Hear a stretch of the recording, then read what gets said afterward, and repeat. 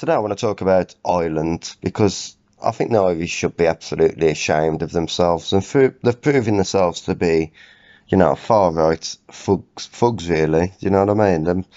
They're, they're claiming that there's no room in Ireland to take in any more immigrants or refugees, but I totally disagree. I know Ireland's a small country with a relatively small population, only 5 million people live there.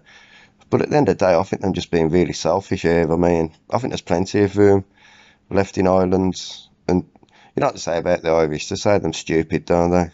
And before you say anything, it's okay to joke about the Irish because the Irish are white. So obviously, I'm allowed to joke about white people, and that doesn't offend anybody. And the Irish have never suffered from any sort of oppression or anything like that from anybody anyway. I mean, everybody likes the Irish. So I don't, but like I say, they're really embarrassing themselves with the way they're behaving in Ireland at the moment with the immigration. I mean, they're moaning, they're saying there's more men, they're all young men coming in, all these immigrants are young men, and there's not many women or children among them. But to me, that's totally irrelevant and just an excuse to moan. Same when they keep moaning about the fact that Ireland is a Christian country with strong traditional Catholic beliefs that have been there for generation after generation, and now due to this government, them just flooding the place with uh, Islam, and Islamic people. But I don't know what they're moaning at. I don't see the problem. I mean, I'm sure that if things were the other way around, the Muslims would happily accept the Irish into their culture and there'd be no problems at all. I'm sure that they would do the same for us as what we have done for them. And all this immigration is, the Irish look at it as a good thing anyway because it's going to create cheap labour, which is really great for for the cities and the towns and the villages in Ireland. I mean, when you think about it, cheap labour would be brilliant because now, people will get less money for working, which means they can open more businesses there.